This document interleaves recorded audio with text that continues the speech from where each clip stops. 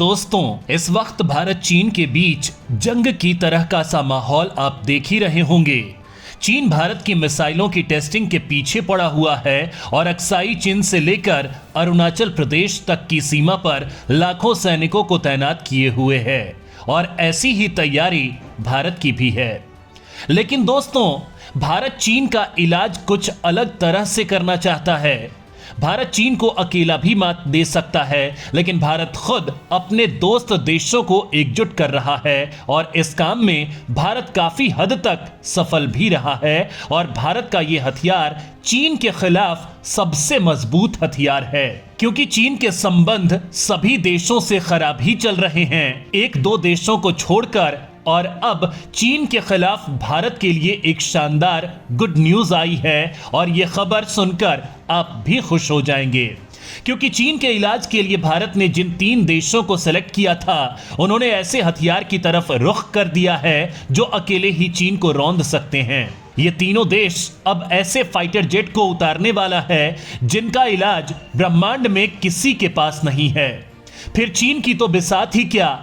दोस्तों, ऐसे में यह भारत के लिए चीन के खिलाफ अभी तक की सबसे बड़ी खबर है, जिससे आपको भी जरूर देखना चाहिए। हम आपको इस हथियार की ताकत बताएंगे, साथ ही भारत का फायदा भी आपको बताएंगे, लिहाजा वीडियो पर बने रहिएगा आखिर तक। भारत के 3 जिगरी दोस्तों ने उतारा ऐसा लड़ाका, पूरे ब्रह्मांड में किसी के पास नहीं होगा ऐसा योद्धा। चीन का पसीना निकलना तय, भारत का भयंकर फायदा।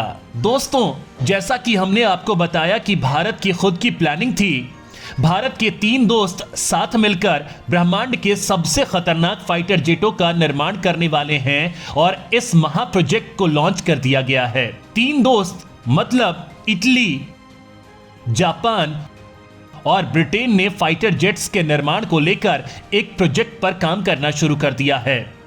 ये सभी देश चीन की नीतियों के खिलाफ हैं और भारत के साथ काम करने के लिए इन देशों ने पहले ही कई समझौते कर रखे हैं। दोस्तों, जैसा कि पूरी दुनिया जानती है कि फाइटर जेट्स के निर्माण को लेकर चीन काफी तेजी से आगे निकल रहा है और दक्षिण चीन सागर और इंडो पैसिफिक में आने वाले दिनों में चीन दुनिया के लिए सबसे बड़ी मुसीबत बनने वाला है, ये तय है।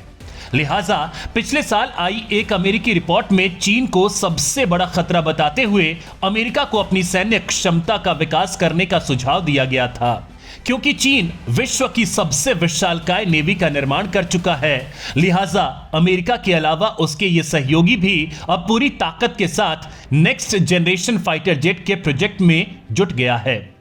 बताया जा रहा है कि बैक चैनल के जरिए भारत भी इसमें शामिल है। यूनाइटेड किंगडम, इटली और जापान ने एक साथ मिलकर फाइटर जेट्स के निर्माण को लेकर एक प्रोजेक्ट शुरू करने की घोषणा तक कर दी है और द्वितीय विश्व युद्ध के बाद यह पहला मौका है जब अमेरिका के अलावा जापान ने किसी तीसरे देश के साथ औद्योगिक रक्षा सहयोग को लेकर समझौता किया है। इस प्रोजेक्ट को टेम्पेस्ट कहा जा रहा है। तीनों मिलकर एक advance front line fighter jet का निर्माण करने वाले हैं, उसे ऑपरेशन में लाना है। यानी फाइटर जेट को लेकर यह प्रोजेक्ट की रफ्तार कितनी ज्यादा है, इसका अंदाजा आसानी से लगाया जा सकता है कि महज 13 सालों के अंदर फाइटर जेट को ऑपरेशन में ले आना है। तीनों देशों के बीच इस संयुक्त समझौते को ग्लोबल कॉम्बैट एयर प्रोग्राम नाम दिया गया है।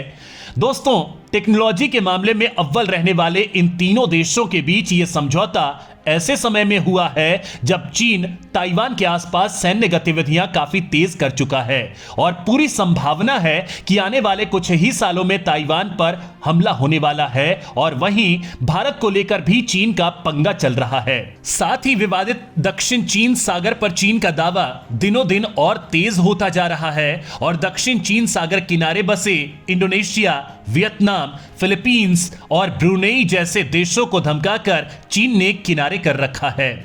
इसके साथ ही इंडो पैसिफिक में भी चीन की दखलंदाजी बढ़ती जा रही है।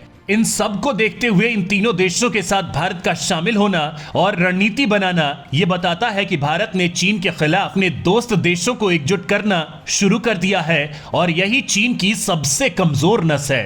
भारत भी तैयार कर रहा है खूंखार योद्धा, इम्का में 6ठी पीढ़ी के योद्धा की तकनीक।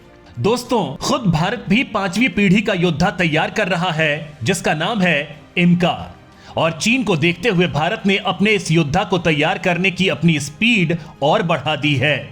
खास बात यह है कि भारत के इस विमान में 6ठी पीढ़ी की तकनीक भी होगी। जी हां, दरअसल एमका को 2 वर्जन के साथ उतारा जाएगा।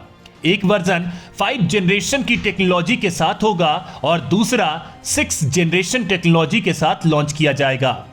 साथ ही अपने कॉम्प्लिकेशन के बाद रियल एम का इंडिया का फर्स्ट 5th जनरेशन एयरक्राफ्ट भी होगा, जिससे आगे चलकर 6th जनरेशन एयरक्राफ्ट में भी अपग्रेड किया जाएगा। दोस्तों, एयरक्राफ्ट डिजाइन की बात करें तो अपने कमीशन के बाद HAL एमका का दुनिया के किसी भी 5th जनरेशन के एयरक्राफ्ट की चमक को फीका कर देगा। यही कारण है कि कहा जा रहा है कि एमका 6ठी पीढ़ी के विमानों की तकनीक को भी पछाड़ देगा। साथ ही इस एयरक्राफ्ट में दुश्मन के रडार सिस्टम को ट्रैक करने और उन्हें जाम करने की उत्तम रडार सिस्टम भी लगाए जाएंगे, जो इस एयरक्राफ्ट को दुश्मन के लिए लगभग अदृश्य बना देंगे।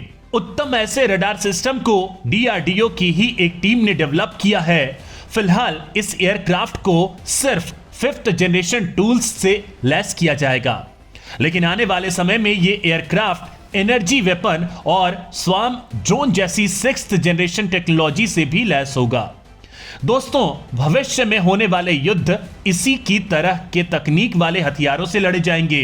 यह एरियल वॉरफेयर के भविष्य की तस्वीर है। यह स्मार्ट ड्रोन सबसे ज्यादा खतरनाक मिशनों में कम से कम कुछ हद तक पायलटों की जगह ले सकेंगे। वायुसेना को युद्ध अभियानों में इतनी अधिक संख्या में पायलट नहीं खोने पड़ेंगे। यह ड्रोन दुश्मन की सतह से हवा में मार करने वाले मिसाइल प्रणाली, दुश्मन के रडार और सतह पर खड़े दुश्मन विमानों जैसे अपने निशानों को तलाश लेते हैं। हर ड्रोन को इतना होशियार बनाया गया है ताकि वह समझ सके कि क्या तलाश किया गया है और फिर निशाने अलग अलग ड्रोन को सौंप दिए जाते हैं। इसके बाद हर ड्रोन आत्मघाती हमला करता है। अपने भीतर मौजूद विस्फोटकों के साथ वह निशाने से टकरा जाता है। तो कहने का मतलब यह है कि इस स्वार्म ड्रोन को भी एमका फाइटर जेट में असेंबल कर दिया जाएगा और जरूरत पड़ने पर एमका दुश्मन पर ऐसे खतरनाक ड्रोन्स की बरसात कर देगा और दुश्मन को सोचने का भी वक्त नहीं मिलेगा और वह धराशायी हो जाएगा। खैर दोस्तों, एमका को लेकर आपका क्या कहना है, कमेंट में जरूर बताएं।